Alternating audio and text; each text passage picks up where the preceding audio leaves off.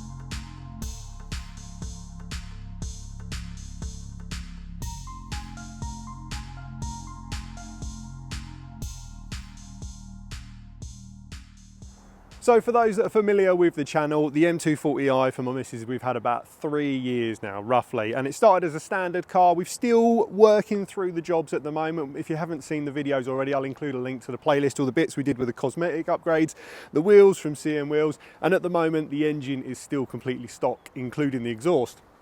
Matt's Golf R is also relatively standard at the moment, only having the ram air intake and the IBAC lowering springs. And we're going to go through that now in the video.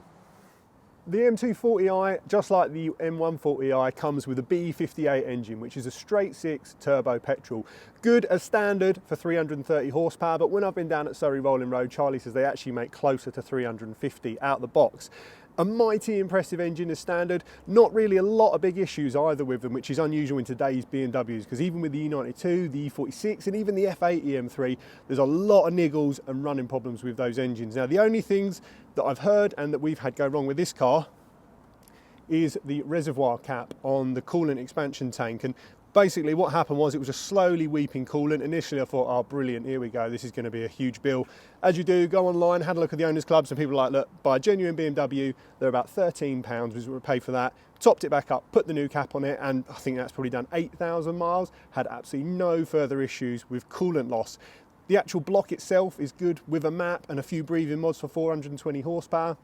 Which from what would be classed as an M-Light car is very impressive out the box. And like I said, the B58 now has been really pushed far over the last couple of years with tuning. People often seeing 500, 600, 700 horsepower out of the core engine without any real issues. There's actually been one recently that's now pushing 900 horsepower, but I believe that to be a forged build, but still mighty impressive for a little car out the box. So the Golf R comes with a 2-litre TSI engine as standard, and the power output on these is around 300 horsepower at the flywheel, which for a 2-litre engine is pretty mental, especially as the 240i has an extra litre over this motor. Now, tuning wise on these engines, very popular cars. Stage 1 will see you 360 to 380 horsepower, which is essentially a calibration. If you go with the breathing modifications, you can then start going up to 420 horsepower. And if you go turbo injectors, you can start looking at 500 horsepower, which is mighty impressive for a 2-litre engine as standard. Now, like the M240i, probably I would say a few more niggles with the actual engine itself in comparison for reliability. So they're known to have issues with the turbo. No real exact time on when or sort of power, but obviously the main thing is keep up on your servicing, like with the M240i, warm them up correctly and don't abuse them from cold. The other issue with this engine is the seal on the back of the block leaks, which if it does go, you're actually going to have to drop the clutch flywheel to replace it, which isn't a quick job. So for me, I think engine reliability, the 240i wins that round. But what I will put back to this car is obviously being a 2 litre, it's going to be more economical for daily driving and can still push the similar power output with the upgrades fitted. So just chatting to Matt, another thing he has mentioned that is a little bit of an issue with the engine is coolant consumption, and that's down to the water pump and thermostat. So keep an eye on obviously usage. If it is going to drop, then it could be a simple case of a new water pump and thermostat housing. Another thing as well, which I wasn't aware of, is there can be issues with the cam magnets. Now, it's not something I've ever heard of in an engine before, but I'm not a Volkswagen fanboy, so I don't know. But like I say, certainly worth, if you're going to buy one, especially private, bringing along a fault code reader just to see if anything's logged on there, because the last thing you want is big bills.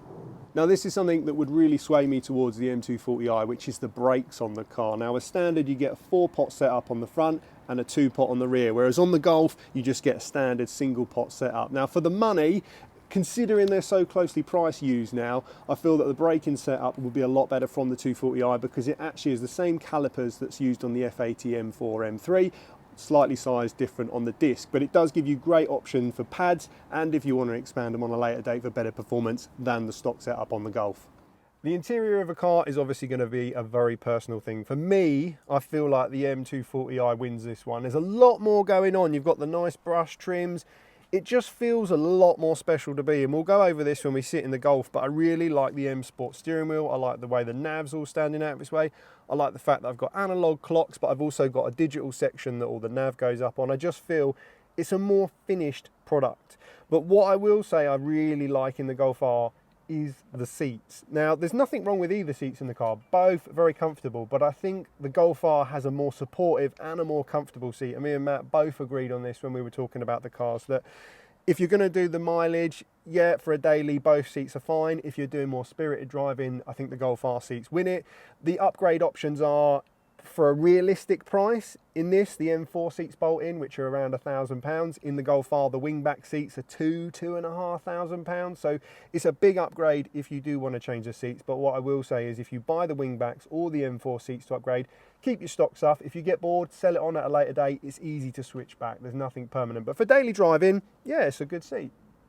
Now inside the Golf R, like I say, not a bad package at all. It just feels very Volkswagen, the plastic trim. I mean, it's got some nice bits with the gloss. I really like the steering wheel in this as well. It's a good size. I can never really understand why you get a flat bottom steering wheel in a main production car, because you're going lock to lock, which is, yeah, unless you've got a steering wheel where it's that as your maximum turning angle, they've never really made sense. It almost seems like a bit of a fashion thing, but very nice interior to be in. And as mentioned, the seats for me, as standard, do win in this car. Now, we'll go on to the gearboxes when we're on the road and obviously driving out. On the clocks, they feel a bit dated, but what I've got to say is obviously the M240i, the design is newer than when the Mark 7 Golf was released, so potentially it's going to win there, but still a lovely looking set of clocks to be in. Matt has upgraded the paddles as well. Standard, it's got very small paddles, and these are actually much nicer to drive with, which we'll discuss when we're out on the road. But overall, both very good cars inside. You certainly wouldn't complain being. The final thing I will add that the Golf R wins on the interior is you've got a big rear hatch. In the M240i, because of the way the boot is on it, which we'll show in a video shortly, anytime you want to try and put something big in the back of that, it's a nightmare. Whereas this, you can open the hatch, put the seats down, you've got plenty of room as a daily driver to use the car for your needs. As standard, the Golf R comes with the 4 exhaust tips, whereas the M240i is 2. Not something that really bothers me massively, but I guess it looks a bit more sportier from the rear. The Golf R, and we'll discuss this when we're on the road, I think makes a much better noise from the exhaust on the shifts. But I think the M240i does obviously have another couple of cylinders, does have a bigger CC, sounds better overall, and that could be potentially to do with the way the gearbox mapping set up, which, like I say, we'll discuss on the road. But we'll go for a sound clip and you guys can have a listen to them both now. On the rear of the M240i, as mentioned, you've got the 2 exhaust tips on there, which just doesn't bother me. What I will say is the standard finish is pretty poor, and it doesn't seem to be unique to our car. They've started to chip quite easily, they've gone faded. I don't think they look very nice as standard. The good news is there's plenty of options to clip on replacement tips on there, or if you decide to go with an aftermarket box on the car. The back of the car has got the carbon fibre spoiler. For those that have seen the series, SSDD Motorsport did a lot of the cosmetic bits for us, which we worked on, which is all documented if you want to go down the same route. And Matt is going to fit like a kick-up spoiler on the back of the Golf, which looks very nice. We'll try and find a picture to put into that now. But from the rear of the car, I think both of them generally are quite soft. They don't really stand out as a hard-edge car, even with the upgrades that have been done to them.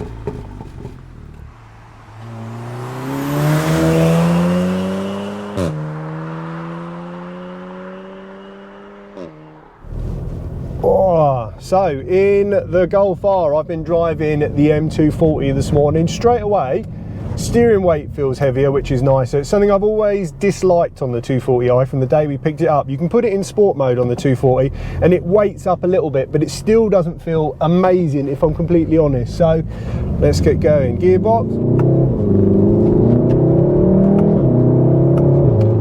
Much nicer shift sound, much nicer shift sound. The gearbox in this being a DSG is the 6-speed, where Matt's advised the later one came with the 7-speed gearbox. In this, like I say, it is just a 6-speed, so the ratios aren't as great as the 240. In the 240, you've got the ZF gearbox, which is an 8-speed. Now, fantastic for cruising, you're going around town, it sits at like 1500 RPM, incredible for that, but it just doesn't have that thud between the shift, and it's something we're going to look into with remapping the gearbox. But Matt is also going to get the gearbox done on this, so it should be even more aggressive than it is now, which will be cool. So as I said, gearbox is nice, really nice, especially for a DSG, because for me my favourite is the DCT, which is the dual clutch transmission in the M cars. PDK is awesome, but I haven't driven a later one of that from Porsche. But nice noise too, nice noise. Let's wind it back down, go for a couple of gears. So second gear, foot down, boost. Yeah, lovely like pop on the shifts. The M240 does that, but just not as well. It makes like a little puff between the shifts, but this is really noticeable, and it adds to a bit more of the experience, I think. But at the same time, when you put the mode back into normal, so at the moment we're in the race mode, it's all just usable daily smooth, whereas I think the ZF box and the 240i is probably a more friendly daily box, but I'd give the DSG the advantage for a little bit more fun in standard tune. Yeah.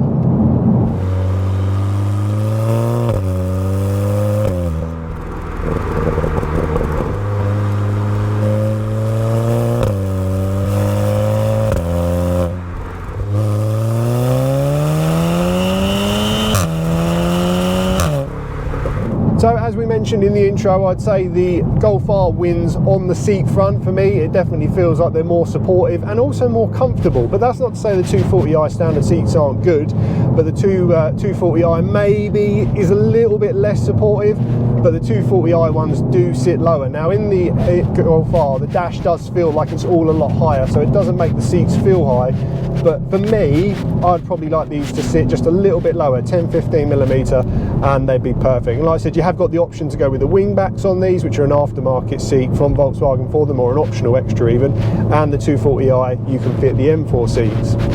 Now what's nice on the dashboard of the Golf R, which does let the 240 down, is you've got actually no details of oil or water temperature on the 240. Something that really baffled me for a performance car is that you can't tell when your oil and water's up to temperature. So you can gain access to it in the hidden menu, but you have to turn it on every time you operate the car. It's just long, whereas here I've got a nice water gauge on the dash and I can keep an eye on when the car's up to temperature. And for me, I've always gone by oil temperature, which is what you get on the M cars, but you don't seem to on a lot of other manufacturers, unfortunately. Handling, well, both cars are on the I-backs. I've got to give it to the Golf. It does fill you with a lot more confidence. Excuse the bang there, British roads. I feel like I can trust the car a lot. Look at that mid-bend and you can just roll on the power, whereas in the 240i it becomes a little bit skittish. Oh, warning me I'm too close to the 240. But what you do get with the Golf R is obviously the four-wheel drive, whereas in the M240i it's an open diff rear-wheel drive, which means when shit goes wrong it's one-wheel drive time. It's not great. You can spec them from factory with an optional LSD, but it isn't a factory fitted part, so a lot of people will fit the BMW one or fit the Quaife unit, which we looked at. But to be honest with you, daily use in the dry, it's alright. It doesn't really want to go sideways massively with the open diff, so for my missus as a daily driver, perfect. And as mentioned, Matt's upgraded the paddles on this, which are really nice and round the wheel, which you can actually grab hold of if your hands are in a different position. The 240i's got really nice paddles as standard, but they're just a little bit short, which I guess like most manufacturers, they are out the box. The looks, well, for me, I think the 240i takes it personally. What do you reckon? Let me know in the comments. I think the Golf R is a nice looking car. I just think the 240's got a bit more to it looks wise. It looks a bit more prestige. Matt decided not to go with the topaz blue, which is the more electric blue, because that's what everyone's got. Whereas I do like that colour, but he's gone to the stage, which is obviously a darker shade blue. Does look very nice, makes it a little bit more subtle, I think. You don't really realise it's a Golf R unless you see those exhaust tips or you see the badges. It could easily be mistaken for just a normal Golf. This is going to be a weapon when it's mapped, a proper weapon. I wouldn't say it's as fun as the 240i, so especially like down here we was driving the 240i earlier and I was pinning it and it was squirming around. This just gets on with it, which is great if you're making progress, but would it be fun? Fun for the acceleration, but not for the driver engagement. As I say, I don't think it's a bad car. It's the first time I've properly driven a Golf R in all honesty, and I've had good plays with modified ones on the road, quicker than an E92 M3 with a lot of bolt-on modifications. As mentioned, you can get them to 420 horsepower, four-wheel drive, loads of torque. It's just going to take off. But is it as fun? And that's what we're here to discuss today, because we're all drivers who watch this channel, I would assume. But at the same time, we're also reviewing these cars that they're daily drivers, and in the UK it gets wet, it does snow, we don't have perfect roads. I think for a lot of situations, well, pretty much all situations, the Golf R is going to be the faster car, but the 240i the more fun car. Yeah, it does sound cool, it does sound cool.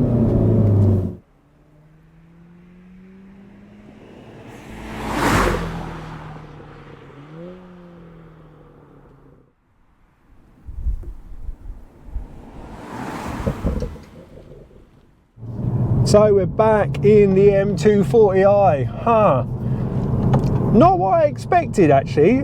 Dare I say it, the more I reflected on it, I really enjoyed the Golf R. I didn't think I would today. That was something I was going to be like, it's going to be analog, loads of grip, like you'll feel what's going on, but it'll just be typical sort of Volkswagen Audi drive. But, that has surprised me today. I have actually really enjoyed driving it. Both cars, and I know I'm going to sound like a broken record with this, aren't in comparison to the M3s, but it's to be expected. It's a different kind of running cost and car design purely for fun. And I mean, being back in this now, the box is great. It really is wonderful daily, but it is so disconnected compared to the DSG, which is not what I expected. I really thought the DSG would be very similar to this, and I've got it in sport today. The steering is noticeably better in the Golf, maybe a bit too pointy in the sense that the rack feels too short, but there's a lot of feedback from it in comparison to this, whereas unfortunately the M240i, the steering for me is probably the weakest link for what this car should be. I mean, the diff's obviously a big factor for putting the power down, but for a sports car, good steering feel is important, which the M240 really does lack.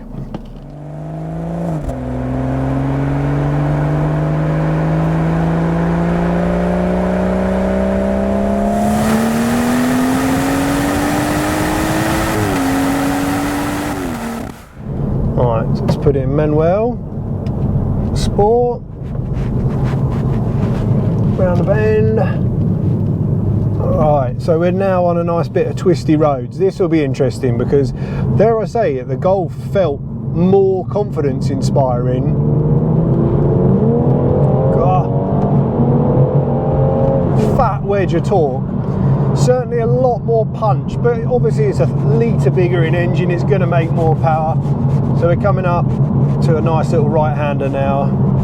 Can't really hear the downshifts in the car at all. Yeah, it's a quick car, there's no denying it, and so is the Golf, to be honest with you. Like, they're both, today especially, when I was following Matt, the Golf has definitely got the edge. It's, you know, they're on similar suspension, standard dampers, I-back springs. He's on the PS5s, this is on the PS4 tyres from Michelin, so both good tyres, but the Golf R just edges it for speed. This certainly feels a lot more, you're really working with it, which, like I say, is good fun, but you can see why the Golf R is a popular car, really is. And to summarise in this review, which would I own? I mean, I'm a BMW fanboy through and through, so I think by default I'd always sway more towards the 240i. I like the creature comforts, I prefer the nav setup, I prefer the Harman Kardon, which is an optional extra, but it's a lovely place to be daily. And I think as you walk up to it, I like the look more of the M240. But saying that, on the flip side, which I didn't expect today, I did enjoy driving the Golf. I didn't think I would. I thought I'd get in it and be like, yeah, does everything it should, typical Volkswagen, Audi stuff. But it's a good car, and for the first time I can really see the appeal. And I think I mentioned it in a previous video when I was talking about this and the power.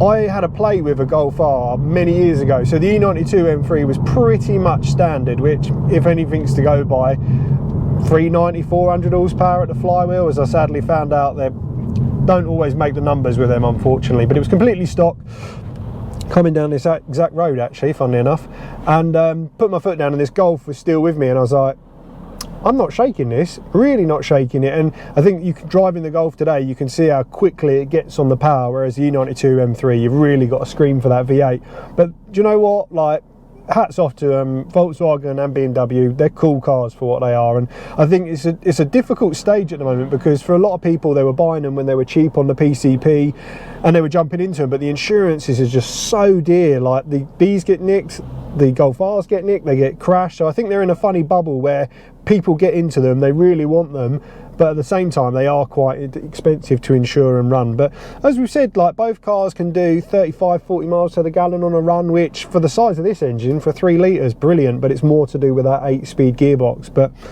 yeah, do you know what, both cool cars. I would still go for the 240 as an all-rounder. For fun, yeah, I think the Golf R takes it, which I did not expect me to say, I really didn't. But yeah, cool cars, and like I say, hope you enjoyed the little mini review. So I hope you all enjoyed the Golf R versus M240i modified comparison. We've got plenty more to come from the Golf R, and we're still midway through tuning the M240i as well. So like I said, if you want to see any more in the series, do check the links at the end. As always, thanks for watching. If you did enjoy the video, make sure you consider liking, subscribing, and we have got more coming on the comparison video. Maybe M240i versus E92. What do you reckon? Let us know in the comments. Until next time, thanks. What puts it in fucking go-go mode? So you've got the drive select button on the left-hand side of the gear knob. Drive select button? Oh, okay. Press it. What, mode? Yeah. And it comes up on the screen. Oh, yeah, it's on race, I think, yeah. And then you've got to put the drive into left to keep it in manual, otherwise it will keep the revs high. Oh, cool, cool.